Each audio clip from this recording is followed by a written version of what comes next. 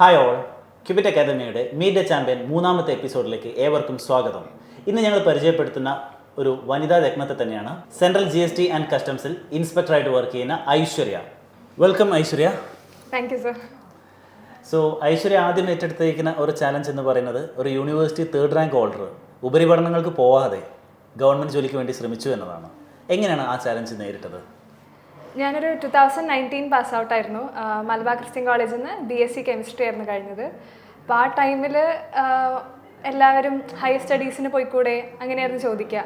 അവിടെ നിന്നൊരു കോമ്പറ്റേറ്റീവ് എക്സാമിൻ്റെ ഫീൽഡിലോട്ട് വരിക എന്ന് പറഞ്ഞാൽ അത് കുറച്ച് ബുദ്ധിമുട്ടായിരുന്നു ആ സ്റ്റേജിൽ. കാര്യം ഒരുപാട് പേരുടെ ചോദ്യങ്ങൾ നേരിടേണ്ടി വരുമായിരുന്നു. പക്ഷേ എനിക്ക് റിസർച്ചിലോ അല്ലെങ്കിൽ ടീച്ചിങ്ങിലോ വലിയ പാഷനേറ്റ് അല്ല. ഇപ്പോൾ ഒരു എക്സിക്യൂട്ടീവ് അല്ലെങ്കിൽ ഒരു അഡ്മിനിസ്ട്രേറ്റീവ് തലത്തിൽ വർക്ക് ചെയ്യണമെന്നുണ്ടായിരുന്നു. അപ്പോൾ അതുകൊണ്ട് SSCനെ പറ്റി ഒരു ഡിഗ്രി സ്റ്റേജിൽ എനിക്ക് അറിയാൻ പറ്റി. അപ്പോൾ ഞാൻ കരുതി SSC ഒരു ട്രൈ നോക്കാം. അപ്പോൾ അങ്ങനെ ഞാൻ കോച്ചിങ്ങിന് വേണ്ടി ജോയിൻ ചെയ്യായിരുന്നു. എന്തുകൊണ്ടായിരുന്നു SSC ഓപ്റ്റ് ചെയ്യാനുണ്ടായതിൻ്റെ കാരണം? അഡ്മിനിസ്ട്രേറ്റീവ് ജോബ് എന്ന് പറയുമ്പോൾ പ്രൈവറ്റ് ഉൾപ്പെടെ ഒരുപാട് ഓപ്ഷൻസ് അവൈലബിൾ ആണ്. ദെൻ എന്തുകൊണ്ട് SSC ഓപ്റ്റ് ചെയ്തു? ഒരു ഗവൺമെൻറ് ജോബ് ഒബ്വിയസ്ലി അതിൻ്റെ ഒരു സെക്യൂരിറ്റി കാര്യങ്ങളൊക്കെ ഉള്ളതുകൊണ്ട് ഗവൺമെൻറ് ജോബിലോട്ട് വരണം എന്ന് ആഗ്രഹം ഉണ്ടായിരുന്നു. അതിൻ്റെ കൂടെ ഇപ്പോൾ സ്റ്റേറ്റ് PSC പോലത്തെ എക്സാംസ് ആണെങ്കിൽ എനിക്ക് പേഴ്സണലി അത്ര വഴങ്ങുന്ന എക്സാം അല്ലാന്ന് തോന്നി. കാര്യം കുറേ കൂടെ GK ഓറിയൻറ്റഡ്, പിന്നെ നമുക്കറിയാലോ ആ ഒരു പോസ്റ്റിങ്ങിലുള്ള ലാഗും എല്ലാം. പിന്നെ ഞാനൊരു സെൻട്രൽ ഗവൺമെൻറ് ജോബിലോട്ട് എത്തണം എന്ന് ആഗ്രഹം ഉണ്ടായിരുന്നു. അപ്പോൾ അതുകൊണ്ടാണ് SSC സെലക്ട് ചെയ്യാൻ കാരണം. ഓക്കെ, ഐശ്വര്യ ഇപ്പം പറഞ്ഞ പോയിന്റ് വളരെയധികം റെലവൻ്റ് ആണ്. കാരണം PSC പോലുള്ള ജോബ് സ്വയം വഴങ്ങില്ലെന്ന് തോന്നിയതിന് ശേഷം SSCയിലേക്ക് വരുന്നു. നോർമലി നമ്മൾ മലയാളികൾ എല്ലായ്പ്പോഴും SSCയെ തഴഞ്ഞു വെച്ചിട്ട് PSCക്ക് പിറകിലാണ് പോകാറുള്ളത്. SSCയിലേക്ക് വരുമ്പോൾ എന്തൊക്കെയായിരുന്നു ഐശ്വര്യ നോക്കിയിരുന്ന മറ്റു കാര്യങ്ങൾ? അതായത് എക്സാംസിൻ്റെ റിസൾട്ടുകളാണോ, പ്രിപ്പറേഷൻ സ്ട്രാറ്റജിയാണോ ആദ്യം ശ്രദ്ധിച്ചത്, സിലബസ് ആയിരുന്നു, എന്തൊക്കെയാണ് ഒരു മുന്നൊരുക്കങ്ങൾ നടത്തിയിട്ടുള്ളത്? SSCയിൽ കൂടുതലായിട്ട് വരുന്ന പോസ്റ്റുകൾ ഓഡിറ്റർ തൊട്ട് ഇൻസ്പെക്ടർ ലെവലിലുള്ള വിവിധ തരത്തിലുള്ള പോസ്റ്റുകളുണ്ട്. അപ്പോൾ അതാണ് ഈ ഒരു SSC എടുക്കാൻ വേണ്ടിയിട്ട് മോട്ടിവേറ്റ് ചെയ്ത ഫാക്ടർ. ഓക്കെ, SSCയുടെ പ്രിപ്പറേഷൻ എങ്ങനെയാണ് സ്റ്റാർട്ട് ചെയ്തത്? ഞാൻ 2019 കോഴ്സ് കഴിഞ്ഞത്. 2019 ഒരു ഏപ്രിലിൽ. അപ്പോൾ ഏപ്രിലിൽ തന്നെ ഞാൻ ഒരു കോച്ചിങ് ഇൻസ്റ്റിറ്റ്യൂട്ടിൽ ജോയിൻ ചെയ്യണ്ടായി. അപ്പോൾ അതൊരു ബാച്ചിൻ്റെ ഇടയ്ക്ക് വെച്ചായതുകൊണ്ട് എനിക്കൊരു ഫ്ലോ കിട്ടിയില്ല. അപ്പോൾ അതുകൊണ്ട് ഞാൻ അവിടെ നിന്ന് മാറിയിട്ട് ക്യൂബിറ്റിലോട്ട് ഒരു ഓഗസ്റ്റ് ടൈമിൽ ജോയിൻ ചെയ്തായിരുന്നു. അപ്പോൾ അവിടുന്ന് ഓഗസ്റ്റ് തൊട്ട് ഒരു ഫെബ്രുവരി വരെ ഞാനിവിടെ ക്യൂബിറ്റിൽ 2020 ഫെബ് വരെ ക്യൂബിറ്റിൽ കോച്ചിങ് എടുത്തിരുന്നു. അതിനുശേഷം പിന്നെ കോവിഡും ലോക്ക്ഡൗണും ഒക്കെ ആയിരുന്നു. ലോക്ക്ഡൗൺ പീരീഡിൽ തന്നെ കുറച്ച് നാൾ ക്യൂബിറ്റിലെ ഓൺലൈൻ ക്ലാസ്സസും ഒക്കെ അറ്റൻഡ് ചെയ്തിട്ടുണ്ടായിരുന്നു. ഓക്കെ, സോ ഐശ്വര്യയുടെ പ്രിപ്പറേഷനകത്ത് ഇപ്പോൾ നമുക്ക് SSC സിലബസിനെ കുറിച്ച് പറയുകയാണെങ്കിൽ GK അല്പമുണ്ട്, QA ഉണ്ട്, റീസണിംഗ് ഉണ്ട്, ഇംഗ്ലീഷ് ഉണ്ട്. ഇത് എങ്ങനെയാണ് ടാക്കിൾ ചെയ്തത്, അല്ലെങ്കിൽ ഏതൊക്കെ രീതിയിൽ പ്രിപ്പറേഷൻ നടത്തിയിട്ടുണ്ടായിരുന്നു? സബ്ജക്റ്റ് വൈസ് നോക്കുകയാണെങ്കിൽ ഫസ്റ്റ് QA എടുക്കുകയാണെങ്കിൽ QAയിൽ പ്രീവിയസ് ഇയർ ക്വസ്റ്റ്യൻ പേപ്പേഴ്സ് ആയിരുന്നു കൂടുതൽ നോക്കിയിട്ടുണ്ടായിരുന്നത്. പിനക്കലിൻ്റെ പ്രീവിയസ് ഇയർ ക്വസ്റ്റ്യൻ പേപ്പേഴ്സ് അത് കവർ ചെയ്തിട്ടുണ്ടായിരുന്നു. പിന്നെ ഗഗൻ പ്രതാപിൻ്റെ ക്ലാസ് നോട്ട്സ് ഉണ്ടായിരുന്നു, അത് നോക്കി. പിന്നെ അതിൻ്റെ കൂടെ മോക്ക് ടെസ്റ്റ് നല്ല രീതിയിൽ ഹെൽപ്പ് ചെയ്തിട്ടുണ്ടായിരുന്നു. പിന്നെ ഈ ക്യൂബിറ്റിലെ മെറ്റീരിയൽസ്, നോട്ട്സ് അതൊക്കെ നന്നായി ഹെൽപ്പ് ചെയ്തിട്ടുണ്ടായിരുന്നു. മറ്റ് സബ്ജക്റ്റുകളുടെ പ്രിപ്പറേഷൻ എങ്ങനെയായിരുന്നു? പ്രീവിയസ് ബേസ്ഡ് തന്നെയായിരുന്നു? ഇപ്പോൾ ഇംഗ്ലീഷിലോട്ട് വരികയാണെങ്കിൽ ഇംഗ്ലീഷ് എനിക്ക് കുറച്ചുകൂടെ എളുപ്പമായിരുന്നു. പക്ഷേ അതൊന്നും കൂടെ ലെവലപ്പ് ചെയ്യാൻ വേണ്ടിയിട്ട് പ്രീവിയസ് ഇയർ ക്വസ്റ്റ്യൻ പേപ്പേഴ്സ് നോക്കി. അതിൻ്റെ കൂടെ വൊക്കാബുലറി നമുക്ക് ഇമ്പോർട്ടൻ്റ് ആയിട്ടുള്ള കാര്യം. അപ്പോൾ വൊക്കാബുലറിക്ക് വേണ്ടിയിട്ട് വേർഡ് പവർ മെയ്ഡ് ഈസി എന്ന് പറഞ്ഞിട്ട് ഒരു ബുക്ക് ഉണ്ട്. അപ്പോൾ അത് കവർ ചെയ്തു. അത് കവർ ചെയ്യുമ്പോൾ എല്ലാവരും അതിൻ്റെ ഒരു ഇനീഷ്യൽ വേർഡ്സ് മാത്രമേ നോക്കുള്ളൂ. അതിന് ലാസ്റ്റ് ഒരു ഗ്ലോസറി പോലെ ഒരു സെറ്റ് ഓഫ് വേർഡ്സ് ഉണ്ട്. അത് കവർ ചെയ്ത് നല്ല ബെനിഫിഷ്യലായി തോന്നി. പിന്നെ ദ ഹിന്ദു ഫോളോ ചെയ്യുമായിരുന്നു. ഒരു പീരീഡിന് ശേഷം കൃത്യമായിട്ട് എഡിറ്റോറിയൽസ് ഒക്കെ വായിക്കുമായിരുന്നു. അത് ലാംഗ്വേജ് ഡെവലപ്പ് ചെയ്യാനും വൊക്കാബ്സിനും പോരാത്തിന് നമുക്ക് കറണ്ട് അഫയേഴ്സിന് ഒരു പരിധിവരെ അത് ഹെൽപ്പ് ചെയ്യുമായിരുന്നു. ഇംഗ്ലീഷിൽ ഗ്രാമാറ്റിക് ഏരിയാസ് നോക്കുകയാണെങ്കിൽ നീതു സിംഗിൻ്റെ ബുക്ക് ഉണ്ടായിരുന്നു. ഗ്രാമർ ഏരിയാസ് ഒക്കെ അതിൽ നിന്ന് കവർ ചെയ്തിട്ടുണ്ടായിരുന്നു. ഈ പ്രിപ്പറേഷനകത്ത് ക്യൂബിറ്റിൻ്റെ റോൾ എന്തായിരുന്നു? ക്യൂബിറ്റിൻ്റെ റോൾ എന്ന് പറഞ്ഞാൽ ഇവിടുത്തെ ക്ലാസ് നോട്ട്സ് നല്ല രീതിയിൽ ഹെൽപ്പ് ചെയ്തിട്ടുണ്ട്. ഇപ്പോൾ QAയിലൊക്കെ ചില ഏരിയയിലെ കോൺസെപ്റ്റ്സ് കൂടുതൽ മനസ്സിലാക്കാൻ വേണ്ടി, ഇപ്പോൾ ജോമെട്രിയൊക്കെ നമുക്ക് റാൻഡംലി എടുത്ത് പഠിക്കുമ്പം, അതായത് ജസ്റ്റ് ഫോർമുലയൊക്കെ പഠിക്കുമ്പോൾ ഒരു ഐഡിയ കിട്ടില്ല. അതിൽ കുറച്ചും കൂടെ ഒരു കോൺസെപ്റ്റ് രീതിയിൽ ഇവിടുന്ന് പഠിപ്പിച്ചിട്ടുണ്ടായിരുന്നു. അപ്പോൾ അത് നല്ല രീതിയിൽ ഹെൽപ്പ് ചെയ്തിട്ടുണ്ടായിരുന്നു. കോൺസെപ്റ്റ് മനസ്സിലാവാൻ ഹെൽപ്പ് ചെയ്തു. പിന്നെ അതുകൂടാതെ ഇവിടുത്തെ ഫാക്കൽറ്റീസ് നല്ല സപ്പോർട്ടിംഗ് ആയിരുന്നു. ഇപ്പം ഞാനൊരു 3 years പ്രിപ്പറേഷനിലിരുന്ന ആളാണ്. അപ്പോൾ അതിൻ്റെ ഇടയ്ക്ക് നമ്മൾ തന്നെ സെൽഫ് ഡൗട്ട് ചെയ്യുന്ന ഫേസിൽ ഇപ്പോൾ ഇവിടുത്തെ ഫാക്കൽറ്റീസിനെയൊക്കെ ഒന്ന് കോൺടാക്ട് ചെയ്യുകയാണെങ്കിൽ അവരതിനുള്ള മോട്ടിവേഷനും വെറുതെ മോട്ടിവേറ്റ് ചെയ്യല്ല, എവിടെയൊക്കെ കറക്റ്റ് ചെയ്യണം, എവിടെയൊക്കെ നമ്മുടെ ഇഷ്യൂസ് പറഞ്ഞാൽ അത് റെക്ടിഫൈ ചെയ്യാൻ വേണ്ടിയിട്ട് അവർ ശ്രമിക്കുമായിരുന്നു. ഓക്കെ, ഇപ്പോൾ ഐശ്വര്യ പറഞ്ഞത് 3 ഇയേഴ്സ് ഇതിൻ്റെ പിറകിലായിരുന്നു. സത്യത്തിൽ 3 ഇയേഴ്സിൽ ആദ്യ വർഷം മുതൽ തന്നെ ഐശ്വര്യ ക്രാക്ക് ചെയ്യാൻ തുടങ്ങിയിട്ടുണ്ടായിരുന്നു. അപ്പം എവിടെയായിരുന്നു അന്ന് പ്രശ്നങ്ങൾ വന്നത്?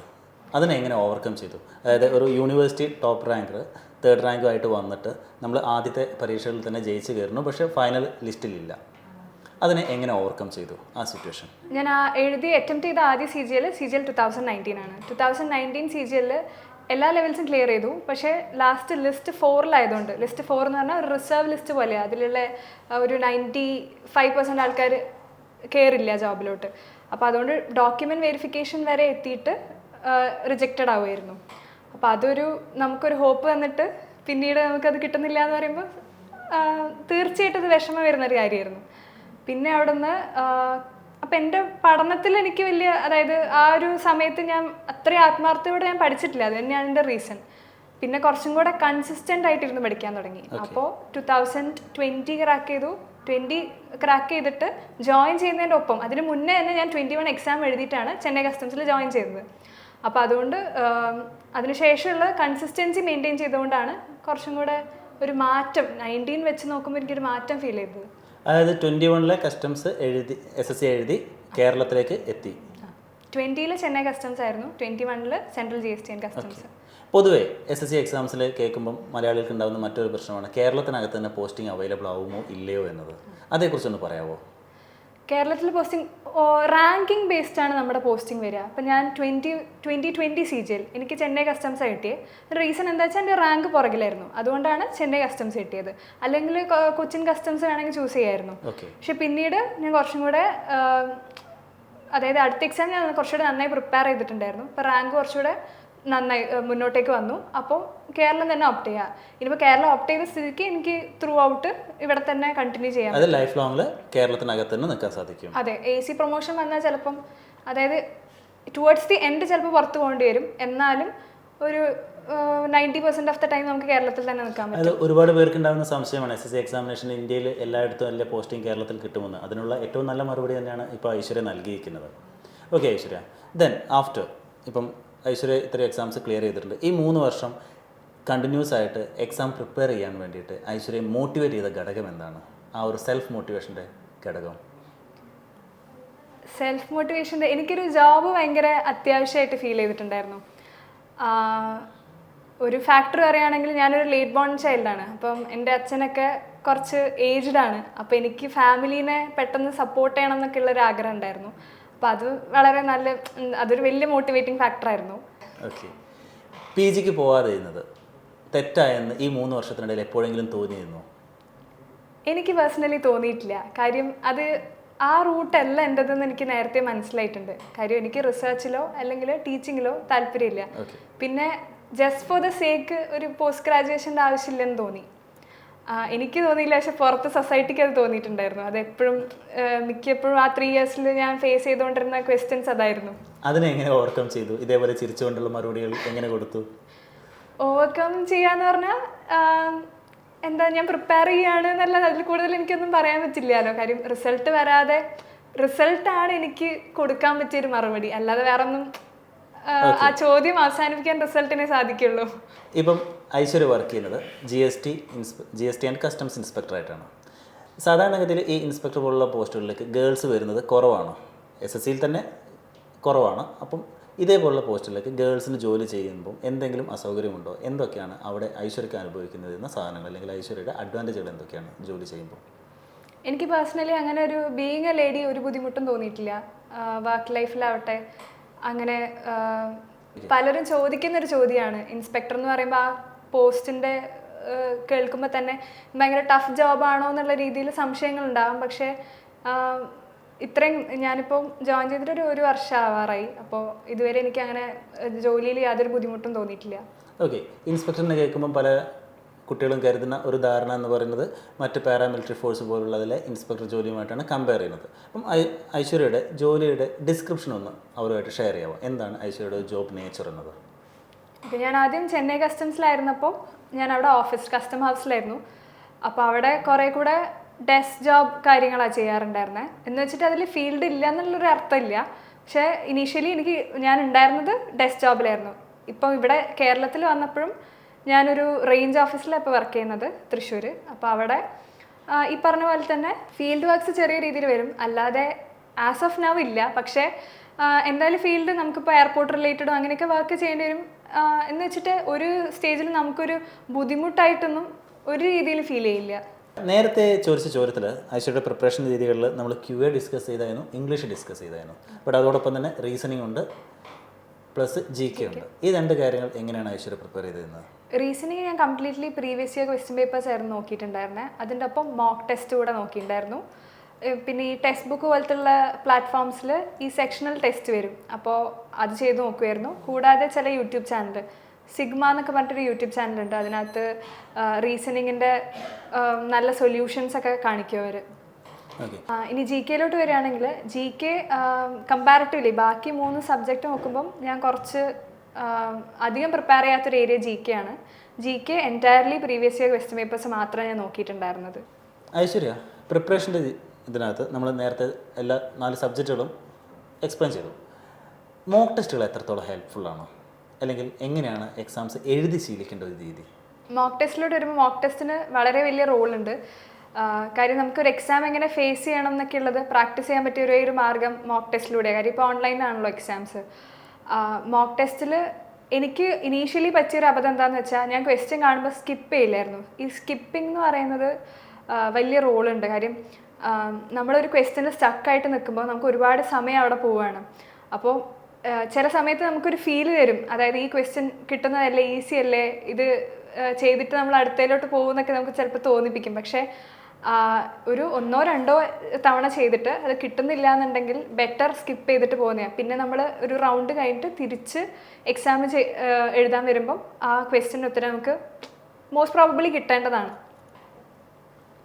ഐശ്വര്യ, അപ്പം ഈ through out the 3 years per day approximate എത്ര മണിക്കൂർ പഠനാവശ്യങ്ങൾക്ക് വേണ്ടി മാറ്റി വെച്ചിട്ടുണ്ടാവും? ഒരു റെഗുലർ ടൈം ടേബിൾസ് ഉണ്ടായിരുന്നോ, അതല്ല റാൻഡമായിട്ട് നമ്മൾ പഠിക്കുകയാണ് ചെയ്തത്? എന്തായിരുന്നു ഐശ്വര്യയുടെ ആ ഒരു രീതി? ഒരു 19 കാലഘട്ടത്തിലൊക്കെ എനിക്ക് അങ്ങനെ ഞാൻ ഇത്ര നേരം ഇരുന്ന് പഠിച്ചു, അല്ലെങ്കിൽ എല്ലാ ഡേ ഇത്ര ഹവേഴ്സ് ഇരുന്ന് പഠിക്കുമായിരുന്നു എന്ന് പറയാൻ പറ്റില്ല. പക്ഷെ കുറെ കൂടെ സീരിയസ് ആയിട്ട് പ്രിപ്പറേഷനിലോട്ട് വന്നപ്പം ഒരു near 8 to 10 hours per day അതിനുവേണ്ടി മാറ്റി വെക്കുകയായിരുന്നു. സോ 8 to 10 hours നമ്മൾ മാറ്റി വെക്കുകയാണെങ്കിൽ നമുക്കൊരു 6 to 8 മന്തിനുള്ളിൽ തന്നെ SSC CGL ക്രാക്ക് ചെയ്യാവുന്ന അവസ്ഥയിലേക്ക് ഒരു ആവറേജ് കാൻഡിഡേറ്റിന് എത്താൻ സാധിക്കുമോ? തീർച്ചയായിട്ടും പറ്റും.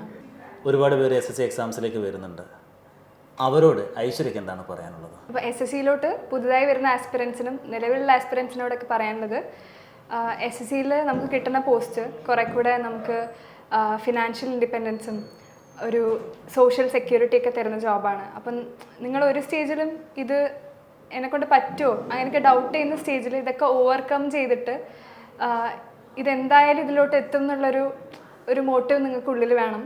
ഞാൻ കോച്ചിങ്ങിൽ വന്ന സമയത്ത് ഞാൻ പറഞ്ഞല്ലോ ഒരു 3 year long പ്രോസസ്സായിരുന്നു. അപ്പോൾ ഇതിൻ്റെ ഇടയ്ക്ക് വെച്ചിട്ട് ഒരുപാട് ഫേസസിൽ നമുക്ക് തോന്നും ഇതെന്നെക്കൊണ്ട് പറ്റുമോ, അങ്ങനെയുള്ള ഒരുപാട് തോട്ട്സ് വരും. പക്ഷേ ഇതിലൊക്കെ പതറാതെ നിങ്ങൾ കണ്ടിന്യൂസ് ആയിട്ട് എഫേർട്ട് ഇടുക.